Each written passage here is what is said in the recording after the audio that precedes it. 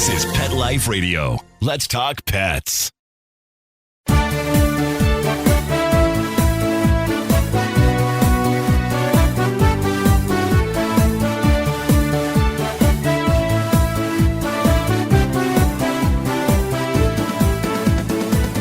Hey, welcome to Canine Master Radio on Pet Life Radio.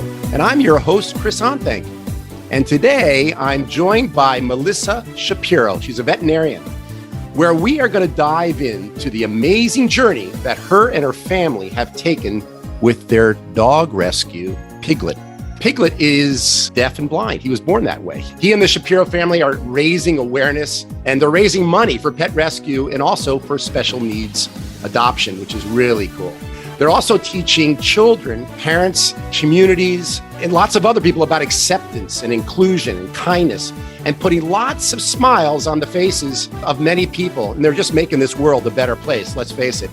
This is a great, heartwarming, feel-good story that you're going to want to hear. So stay tuned to Canine Master on Pet Life Radio, and we're going to be right back. Take a bite out of your competition. Advertise your business with an ad in Pet Life Radio podcasts and radio shows. There is no other pet-related media that is as large and reaches more pet parents and pet lovers than Pet Life Radio. With over 7 million monthly listeners, Pet Life Radio podcasts are available on all major podcast platforms, and our live radio stream goes out to over 250 million subscribers on iHeartRadio, Odyssey, TuneIn, Stitcher, and other streaming apps. For more information on how you can advertise on the #1 pet podcast and radio network, visit PetLifeRadio.com/advertise today. Let's Talk Pets on PetLifeRadio.com.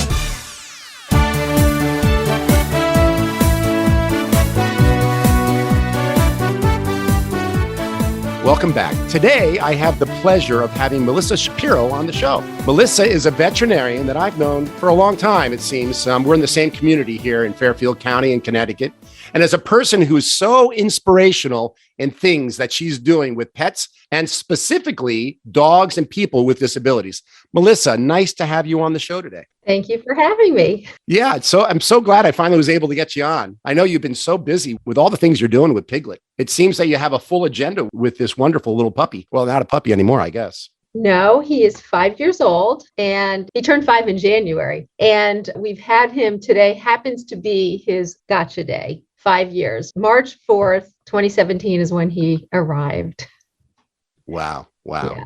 Well, there's such a great story here that I want to get into. But, basically, this dog is really changing the way in which we're looking at adopting dogs with disabilities. And, I just finished your book, the book Piglet, The Unexpected Story of a Deaf, Blind, Pink Puppy and His Family, where we follow your story from where you go from childhood to sort of to present, your childhood specifically, I think and then meeting Warren, your husband, and your children. And it's such a great, great story. I want to talk about how you became an advocate for animal welfare and almost like an activist from early childhood. And it became kind of your life mission, from where I saw that you were stepping on ants when kids on the schoolyard were torturing ants. And you also stopped donkey basketball games in high school. And, you seem to have just been destined to save and be an activist for pets. Well, I have been told that there was an attraction to animals from when I was very young, which I don't remember.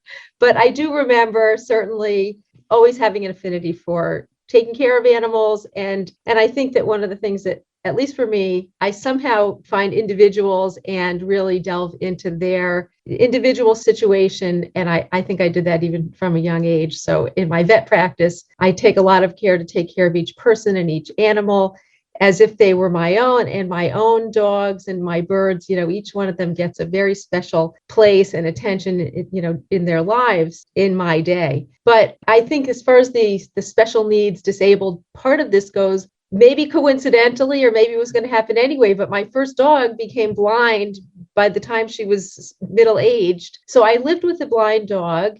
It was normalized for me. We didn't make a big fuss about her when, it was a long time ago. There was no internet. There were no social media support groups for people with animals with disabilities as there are now. Right. And so for me, I was drawn to that. And then going into vet school, I adopted a dog who was April, made the dog April. April, who was Yep. made diabetic in a research lab. And I had her. And again, it was just, I whatever the extra care that was necessary to take care of her, I did. It was just, there was not a discussion or question about it. I adopted her knowing that I was going to have to be giving her shots. And then, of course, in my vet practice, I also was particularly keyed into the special needs, the disabled ones, the old dogs and cats that needed extra care. So it's been an interest of mine. I don't know why some people like blue and some people like red, and this is what I like to do, and I enjoy it. And I certainly wasn't planning on getting Piglet, but we had a bunch of we had a deaf border collie. I've had blind birds and a variety of other disabled pets of my own along the way. And so when he came, after we already had a double Merle Australian Shepherd Border Collie mix, who is Gina, and Gina opened up a huge network of people for me to work with in the animal welfare realm, rescuing dogs. I also always volunteered for dog rescue. And, from the time I became a veterinarian, because I was interested, of course, in helping animals in a way that I could, that other people can't. But in any case, I knew the vet who ran the rescue down in Georgia where Piglet came from. So she found me, and I just posted today on Piglet's page, because it's his gotcha day, the original email that I got from Gloria, who's a vet down in Georgia, which is also in the book. And she wanted to know if I knew someone who would be a good fit for him. And I could start crying now because it's very emotional. But I didn't know anybody, but I felt very compelled to say I would foster him. And I told my poor husband that we were going to foster this tiny 1-pound puppy that fit in my hand, which is not a very big hand.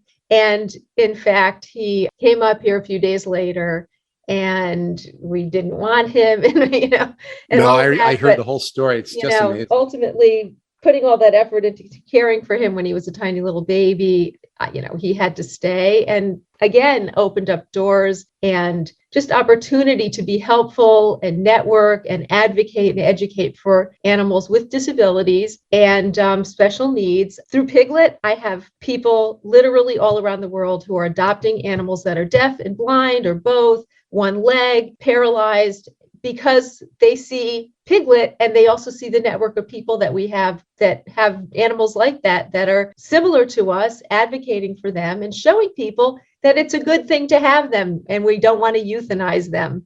Yes. It's interesting. In your book, you talk about how some people will cull puppies, breeders, and you talk about that. And I've actually been, I've raised Dobermans over the years. And one of the breeders, we had a dog that was deaf, and he wanted to cull that puppy, basically euthanize the puppy.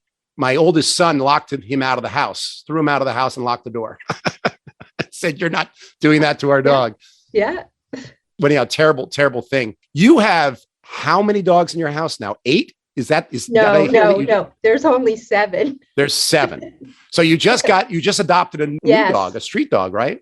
Yes, we had Susie, our very old dog, who you actually came and did a private training session with Susie, all of 8 pounds of her, because she kept running out the door. I remember. And we put the electric fence in around our regular fence. Well, and I taught her the emergency recall of here, because she kept going after chipmunks at our front door. And I could call her with that doggone smart here emergency recall if she would be headed towards a road, just not running away from us at that point and later in her life, but just to get her attention. She would come back to me face to face with a skunk in my backyard, turned around and came back to me.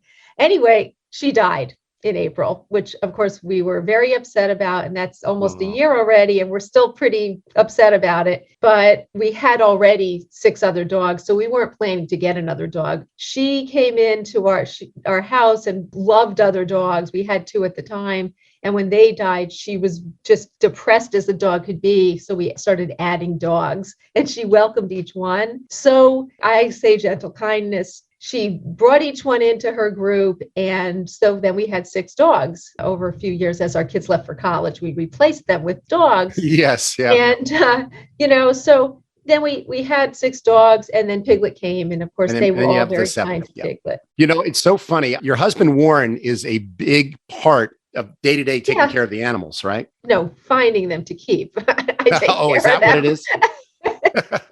Okay. I just know that you guys had been together for a long time, and I thought that he was really helping you with the dogs, but I guess he helps. He helps. I walk them. I feed them. I see. He holds Piglet for hours a day. It's a huge help. Okay.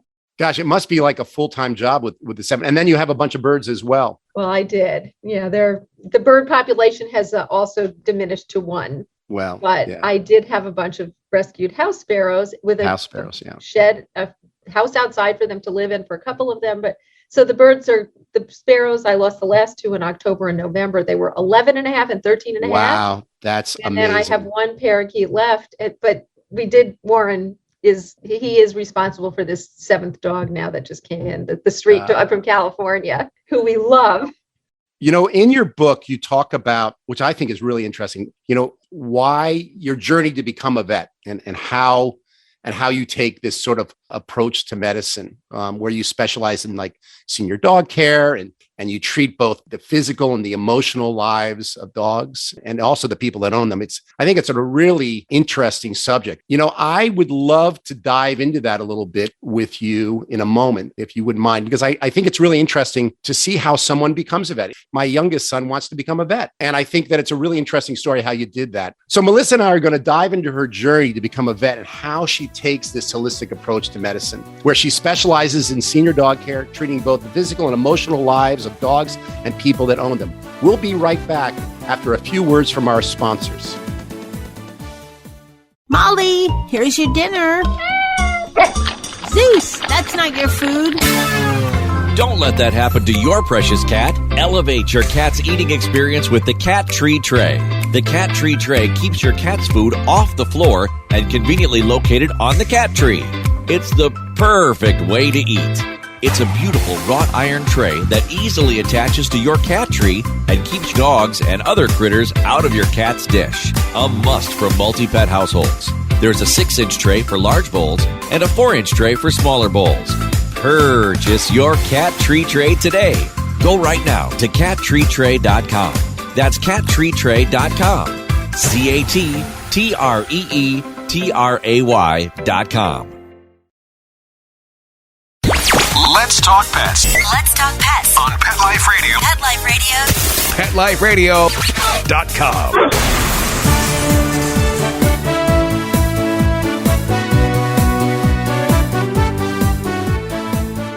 Welcome back. There's a great quote in your book, Melissa, from Dr. Foodman, and I thought it was really interesting. If you like animals, work in a zoo. If you like people, become a vet. People take care of animals and love them. People make the decisions for animals. And I think that is really true. I think a veterinarian and a dog trainer are the only occupation where you're treating 2 species at the same time.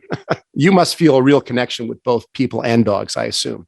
The way that I've approached my job as a vet is that I treat my patients as if they were my own. So I only recommend or do things that I would do if they were mine. So I think that sort of sets the tone for good communication with people, explaining to them what's going on with their pets and what their choices are. And it doesn't mean that they're going to choose what I offer as plan A, but I always feel like there's a way to compromise and not immediately jump to euthanasia, say, because somebody doesn't have enough money to care for their pet, to do surgery. I mean, there are cases where it's necessary to have money, but in the overall picture, I think that it's really important to look at the big picture. Sometimes I say to people, if you handed me $1 million, I'm not going to do these tests on your dog because the dog is ancient. It's a 15-year-old dog with 5 other problems, and now we're going to worry about a new problem. Let's figure out how to palliate and move that animal ahead so that you can still enjoy them and keep them as long as you can. That's the kind of approach that I take. Right. Which is a great approach. I mean, I think that a lot of times, we get so much into the treatments that we miss sort of what we're there for in the first place, So, one of the things that I also find is that veterinarians are in a regular practice see one patient after another all day long, 15-minute, 20-minute appointments. And a lot of times they really don't have time to sit down and look at the whole big picture. And I structured my career doing house calls, which gave me a lot of extra time to spend with people, which I did.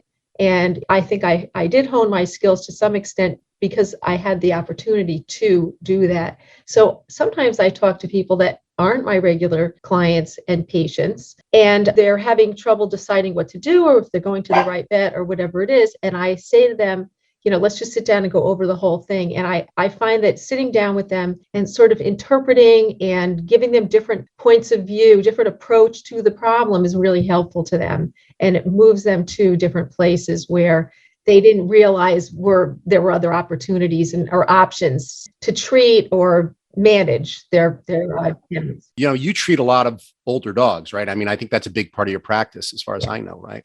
Yeah. I think for older dogs, it's better for house calls, I would think, instead of sort of seeing the dog in that environment and not disturbing that older dog. It evolves. The house call practice evolved to, gravitated towards taking care of older animals. And one of the advantages of taking care of older animals in their house is that they're comfortable. As you point out, they're comfortable. They don't need to be moved, but there's a lot to see in a house that when the people bring them into the vet hospital, the vet does not see, like a large stair, maybe 5 or 6 steps going out the back door to the yard. And you've got a dog who can't walk, and they're sending these people are sending the dog down. Well, I can't carry this way. You need a ramp because your dog is about to kill himself. Well, yes. And also footing on the floors. Sometimes there are simple solutions. People say, my blind dog doesn't know what to do. He's getting lost in my house. I said, well, your house is gigantic. You need to corral them in, put some gates up, let them get used to this area, and then move them, increase the area where they can move about. So just things like that. Or it's nice to be able to be a little bit more relaxed in addressing these issues with people. And that's been a lot of fun for me in my vet practice. The other thing, I mean, we see this in our behavioral work, is we can't treat necessarily all behavioral issues at my canine center. We got to get into the home and see how the dog's living. So I guess it's very similar in that way, which is yes. True. And I can see that with the older dogs. One of the most important services that I know you offer and I've used is, and this is a little touchy, but, is people that at the end of life, need to euthanize their dogs or are struggling with that decision, that sort of end of life decision, and then giving I think the best gift they can give their pets of all, which is, the love and respect to die peacefully, sort of a final act of love. And I know that you do a big thing with this euthanasia. I know in our area, you're somebody that we call. Can you talk a little bit about this?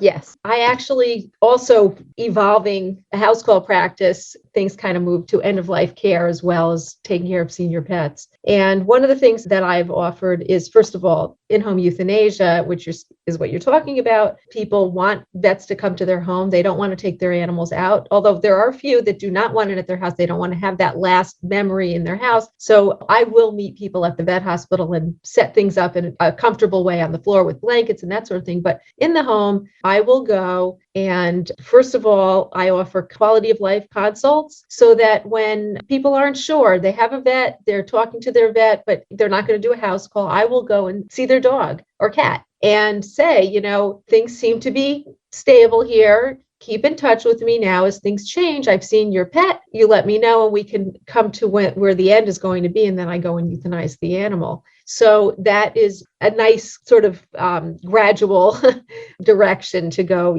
towards the end. But when I go, I think people are very, very appreciative, especially a lot of times people get into a situation which you sent me somebody where there's an emergency. Right now, the dog is in that dog that you sent me long ago was in a terrible situation. Right. It was an emergency and I happened to be available to go. And I do find that on occasion where I get there and I really feel like this should have been done a little sooner.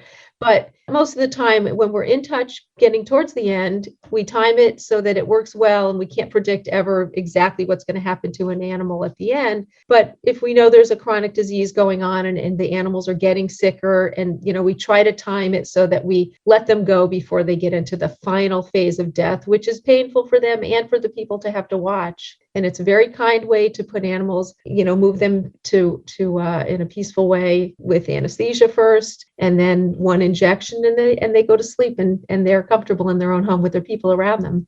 Yeah, I mean, you and I have been together on some of these over the years, and where I've had clients with dogs that may have had certain issues, and then we were together, and it's never fun, but it's the kind of thing where you feel as though at the end you go, the dog's in a better place, and that's so cliche to say that, but it truly is. Yeah, you do feel that way, I think. Yeah, there are some cases also where we are making decisions about animals, and it's not a disease that's right. going to kill them eventually. Sometimes there are diseases that they are not going to die from, a nasal tumor, they're going to suffer before they ever get near death. So we let them go peacefully so that they don't have to suffer and be uncomfortable anymore. But then there are behavioral issues, which and I try to be sympathetic to the people. They can't have a 100-pound dog biting every kid that walks into their house. Yeah. Everyone has a different view of those. We don't take that lightly, that's for sure. Absolutely. And those are things that I'm so happy they don't happen a lot for us, but because of the kind of work that I do on aggression, it does creep up on us. And so it's not fun. I want to talk to you. You've taken dog training classes at Doggone Smart, and I saw you mentioned me in the book a couple of times in our facility at Doggone Smart. But you were using some techniques in your training of Piglet, and how do you train a blind and deaf dog? I really want to get into that a little bit with you. And maybe you could sort of go through on some of the techniques that you're using and some of the ways in which Piglet learns about his environment. I think it's really interesting for us all to listen to, because having a deaf and blind puppy comes with its own certain situations of learning that is not like a regular dog. So maybe we could talk about that for a moment. Sure. Really, he's much more like a regular dog than he is different. He needs to be kept safe. That is a priority when you have a dog that's this disabled in this way. He will fall down stairs that he's not aware of. He will bump into things, and he will walk into the street, obviously. So, and he's also teeny, this particular dog. There are larger dogs that are deaf and blind who have much more ability to maneuver about in an environment compared to Piglet, who is 6.5 pounds. But so the basis of our educational program, which is called Piglet Mindset, comes from people watching videos, a teacher in particular who saw my videos of Piglet learning to map his environment, learning to respond to tap signals that I was teaching him. And that is because individual Piglet, approaches his life in a very positive way with great determination to connect and be part of where he is and know where he is. So when we watch him, and this is inspiring to kids, it's also a lesson for kids to see that an animal with disabilities, that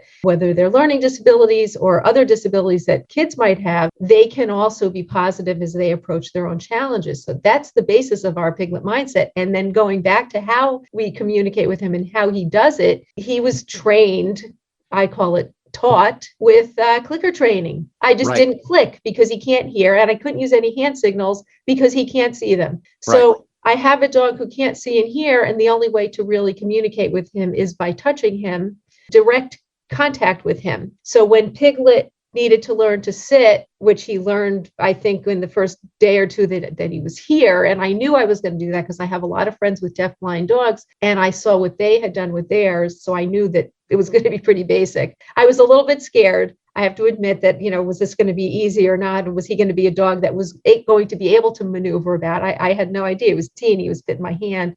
But teaching him sit, as you know, and I wrote this in the book, and I give little demos of Piglet doing his tap signals. You hold a treat up above his nose, his butt goes down. You do it a few times, tap him, give him a note. Instead of a click, I give him a little tap on his chest and hand him a treat.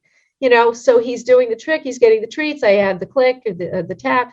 And then, he's sitting, and I'm tapping him on his lower back, and he knows now that means sit. And it took about 5 minutes, just like any puppy. So you lure in the very beginning. So you lure with a treat. And then if you were teaching the sit, you'd bring the treat up over his head towards his rump. When his rump touched the ground, the tap on the chest is like the click, which means the treat's coming, right? Right. Okay. And then I added the actual signal. And I did do this a little backwards, I have to say, because usually you're clicking when you're handing them the treat. So they're now associating the treat with the click. I actually added the click, the okay. I didn't have it immediate. So he didn't learn it exactly the way that we're saying, but it was all kind of simultaneous anyways. But once his butt went down and he knew that I was actually trying to get him to sit, which took a few times only, I started tapping his just above his tail on his over his hips. And he knew sit within a few times. He's very smart and very smart. Very food motivated. So and that's great. And he that's learned great. that. And then I taught him to wait just by standing in front of him for a few seconds, giving him an okay and a treat, a few more seconds, okay and a treat. And then within, again, a very short time, he was sitting for longer than just a few seconds. I started to step back. And each time I went back to him, gave him his little okay tap on his chest and a treat. And then he knew wait, and he's got a very solid wait, which is very important because he's a celebrity and he's famous and he must sit for pictures. So he poses. And the crazy part of this is that I think you would appreciate is that I inadvertently initially gave him the treats when he looked at me when I was trying to take his picture. So he scans with his nose and he figured out that when he was looking at me, that's when the treat was coming versus just looking. So I can't teach him look. He can't see me, but he does know to scan to look at me and I can take a picture. It's not completely reliable, but he does scan about and eventually he will find me and he'll look straight at me, even though he doesn't see me. And then I can take his picture, which works well. You talk about using your breath in your training where you blow. I think you blow on him. Is that for coming or how are you using that? Yeah, I mean, first of all, Piglet knows people by their breath. He is keyed into smelling people's breath. So if he goes someplace and he meets someone before masks, of course, he would smell their breath and then he would know who they are the next time he met them, if he liked them or not. He would say hi or not. But he also knows our other dogs by their breath. So when they're playing, everyone wants to know, why is he looking at them when it looks like he's looking at them, but he's actually smelling their breath. And that's how he ends up facing them when he's playing some of the time, if they don't move too quickly. So blowing on him, I had seen someone else blowing to their deaf and blind dog. As long as there's no air current, you can send a stream of bad breath towards your dog. And it did take him a little time to figure out that I meant for him to come to me because I had put him in a sit and wait or stay or whatever, I'm not differentiating with him and wasn't sure, I think, that I was actually calling him to come in. And he eventually took a step towards me and I have the come signals, a little swipe underneath his chin, which again, I lured him with food in my hand and then he came to me. Then I didn't need the food anymore and I could just call him to come to me with my hand, a little swipe under his chin. But anyway, the breath works well and it's really nice because then I don't have to go get him, but it's only good for a few feet because I can't blow that far to him. That's so funny. You were in your book, you talk about at Dr. Duffy's office, who's also another good friend of ours, a joint friend, where one of his vet techs has cilantro breath. Oh, yeah, we joke about that. And I was like, boy, she must eat a lot of cilantro for Piglet to identify with her. She loves Monica and she loves all of Monica's family. Monica's Spanish. And so we talk about the cilantro, but that's just a joke. Oh, that's so funny, though. So when Piglet goes to a new environment, whether you're going to a school or to a function, you say that he goes in a new environment or you're in a hotel room and he initially what you call maps the environment, meaning he wanders around. Could you tell us a little bit how he's mapping, what behaviors he's doing? First of all, he's mapped our whole house, meaning that he knows where everything is. And the way that what he does mapping in quotes is he walks around. I just took him to a hotel a couple of weeks ago. And when I brought him into the hotel room, he walks around. He starts walking around and with his nose, he bumps the wall, the bed, whatever furniture, whatever's in his way as he's sort of making his way systematically around the room. And within only a few minutes, he's like, okay, I know where all the obstacles are. Now I can play. And then he immediately wants to play tug. And I bring him toys to play with in a hotel room. It's crazy because he's been to a lot of hotels. He is quite disabled and he is limited in some of the things that he can do that he can't do, but the things that he can do, he likes to do, and he likes a good routine. So he knows when he goes into a hotel that he's going to walk around mapping the room and he uses uses his nose to bump. He uses his sense of smell extensively. Probably that's the most important thing for him to use, to know where he is and where everything is. And then, of course, he uses his paw pads to feel where he is. So he knows, like in our house, when he goes from the wood floor to the carpet or outside from the grass to the slate at the bottom of our stairs. And if we take him someplace else, he'll know where a mat is underneath the sink, where maybe there's a counter and the food is coming for him. So he remembers. We took him to our friends in New Hampshire, and he immediately knew where the water dish was, which was around the corner. He knew where the mat was in front of the sink, where I was preparing the food for the dogs to eat. He knew where all the chairs were in the room. He didn't bump into anything. Wow, and he even knows where a step down is. He will get to a step. He's very careful. He does not want to hurt himself. And he'll get to where there's a step down if he's paying attention. Obviously, I don't allow him to be in a situation where he would fall, but he doesn't know, say, if a step down is 10 feet or 1 foot. Mm-hmm. So if we show him, then he knows where that is, and he'll find it, and then he'll know to jump down. And in our room on the side here, as an example of just how keyed in he is to the environment and how he uses his nose, is we changed a carpet in here, which was horribly smelly, but the carpet left and there was just a flooring down, and he did not want to come into the room because he wasn't sure what was here. So I had to show him again, after years of him jumping into here, flying down this one step, that he could still come in. There was a floor there. He wasn't going to fall into oblivion. And he now is comfortable in here again, and he jumps down that step. You know, some people with blind dogs will actually put like a rug right where the step starts. Did you ever do anything? Yeah, do that? There's a mat there. So he feels it on his feet. So he knows there's a step. Yeah, it's really interesting. Yeah. Well, you know, I want to hop on to another issue in a moment, you know, about how this little pink puppy is making a difference in dog rescue, pet adoption, and teaching children and communities about empathy, kindness, compassion, and just so much more. I want to get back to this, and we're going to be right back after a few words from our sponsors. Pet Life Radio, the #1 pet radio network on the planet, joins forces with iHeartRadio to put the power of your pets in your pocket. Awesome. Download the iHeartRadio app and rock Pet Life Radio on your phone, on your tablet, on your Xbox, in your car. Pet talk, pet tunes, and fun pet times. Pet Life Radio and iHeartRadio. Positively Possum. Let's talk pets. Let's talk pets On Pet Life Radio. Pet Life Radio. PetLifeRadio.com.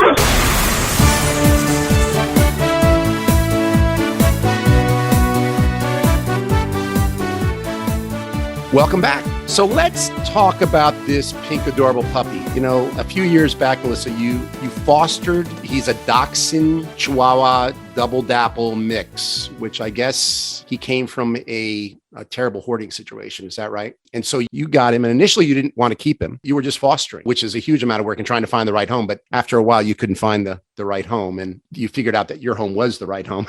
Yeah, it happens, you know. Well, the one thing you made when you adopted him, and you talk about it in your book, is that you made a promise to yourself and to Piglet that he would have a meaningful and productive life. Can you tell us a little bit about what that meant, what you meant by a meaningful and productive life? Well, you know, we had so many dogs. I had to find some sort of justification for keeping this dog. And there were people that wanted him. Nothing really clicked. They were very nice people. So we did, of course, end up keeping him. And as the weeks went on, it was sort of like, you know, how are we going to do? We're going to give him away. He thinks he lives here. And we have fostered birds and dogs, and we have given them to their new homes. We understand the whole point of fostering is to make the dogs feel comfortable so that they can acclimate and settle and, decompress before they then move to their new home. And also so you understand what they're like so that you can describe them for potential adopters. Sure. So when Piglet stayed, I said, Piglet's going to have a productive, meaningful life, meaning in my thoughts at the time that he would be an ambassador for rescue dogs, and in particular, rescued and shelter dogs with disabilities and special needs.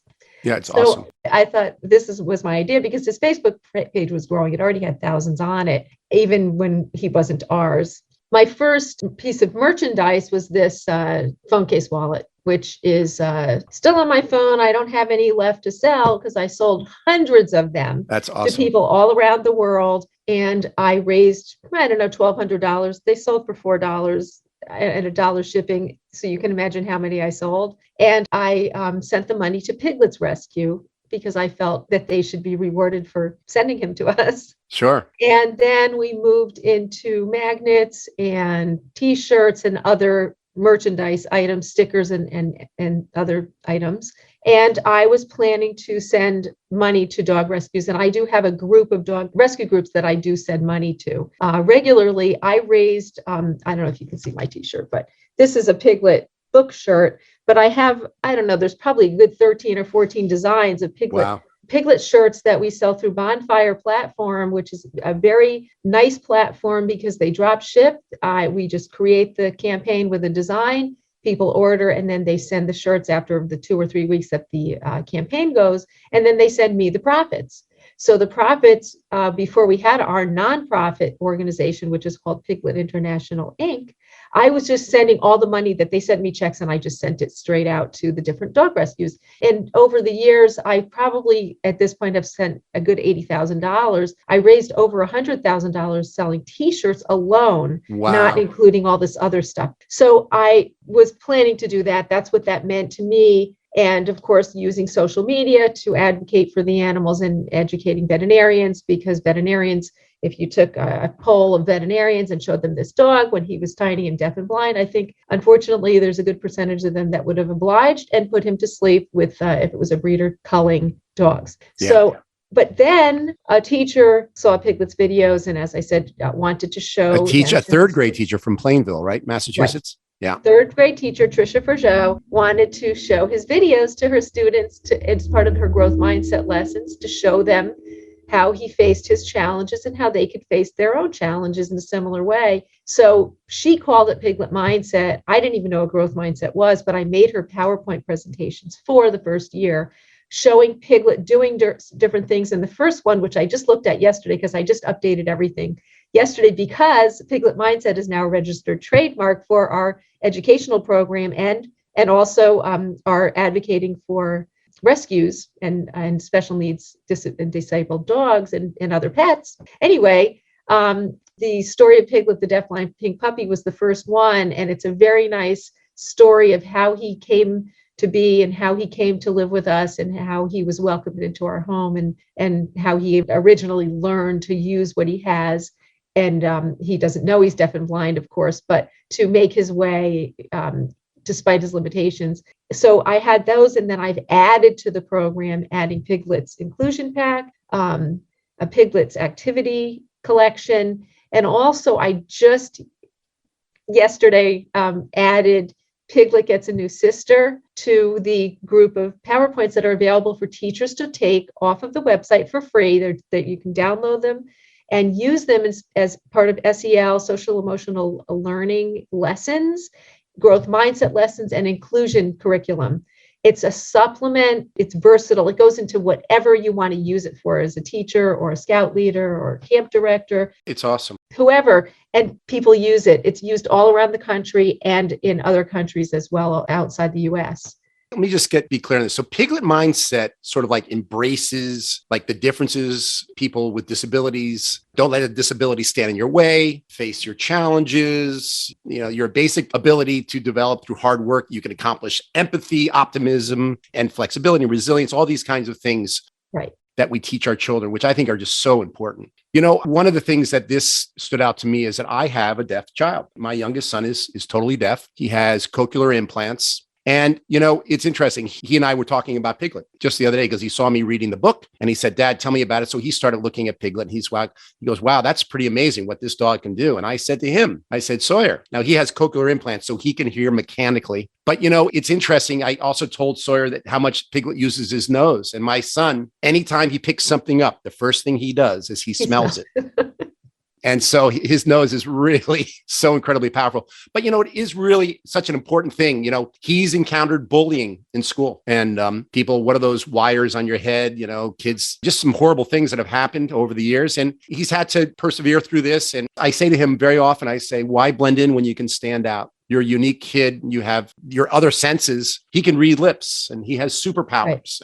Right. And so, we have to teach kids. And I just thought this growth mindset or this Piglet mindset is such an important thing to teach children, and to not let a disability stand in your way of challenges and to face them. The focus of Piglet mindset is a dog. And as you know, teaching using animals are engaging and disarming. Yeah. And to use them as, teaching models, it's highly effective. And the kids that use Piglet and that the teachers have introduced them to Piglet and Piglet mindset, those kids are having a beautiful role model inspiration from a dog that they remember for years and years afterwards. And a lot of them will go home and talk about Piglet with their parents. And I know this because they comment on our Instagram and Facebook pages, the parents do, about how much Piglet means to their kids. And so some of the kids have disabilities. Everyone's got some issue or another at some minute of some day, of course. But what my hope is that they take what they learn about Piglet and apply it then to their relationships with other children,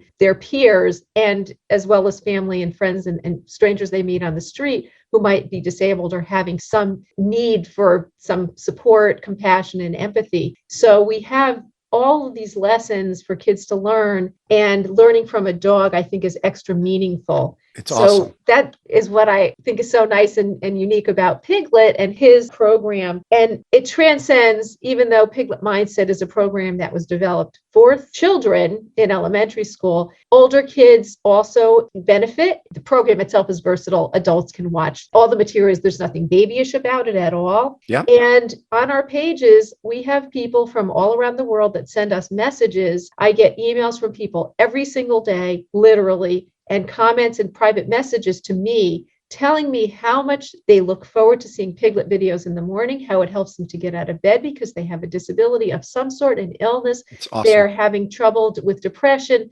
whatever it is, and how it helps them with their own pets, that they didn't think that they could keep their blind dog, but now they've decided that they can. They've learned how to take care of that animal, and all of these things that I can go on and on with. But people that have been injured tell me about how they have used Piglet to inspire them each day going to rehab. They've read our book, they watch our pages, they send me notes, and I enjoy corresponding with them. I'm not a therapist, and that's not my role, but to say, thanks for sharing this. It's rewarding to me to know that we're making a difference that way, because we spend a lot of time taking videos of the dogs, posting them, and then finding meaning in everything that they do to share with everybody, both on our social media platforms as well as with the Piglet Mindset educational program. So you have your lesson plans on the pigletmindset.org website, right? Right. So that's a good way for people that were even doing school teachers or whoever. That's a good way to find it, pigletmindset.org. Right.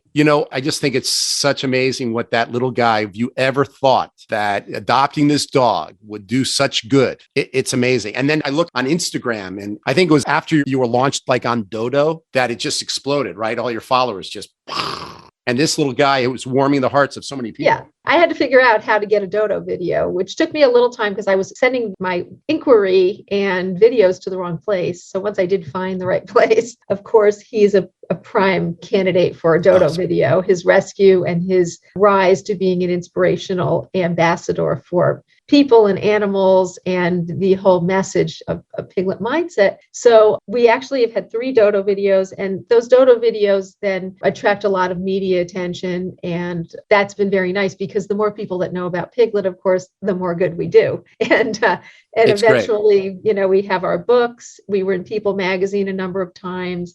And we then created a nonprofit which supports the program. So I raise a lot of money. And my ultimate goal, of course, is to be able to offer Piglet Mindset to whoever wants it, wherever they are, either virtual or in-person visits. And I do send these stickers, which you can see, but a sticker of Piglet, his face to the kids. And also I have a Piglet's Inclusion Pack membership card, which has a picture of all the dogs on one side. And then to be a member of Piglet's Inclusion Pack, they have to face challenges with a positive attitude, accept others for who they are, include others despite their differences, show empathy and compassion towards others, and always be kind and considerate to all. So then there's a place for the kids to sign, and they all get this nice little card. Nice. And so if any teacher is using Piglet Mindset and they contact me, I will send them stickers for their class and membership, Piglet's Inclusion Pack membership cards. And in a lot of cases, we'll make a little video for them also saying hi to their particular class, which they enjoy, of course. Well, that's great. I mean, it's just amazing. And you can also buy the shirts and other things on bonfire.com. Everything is on pigletmindset.org. So there's a merchandise page. There's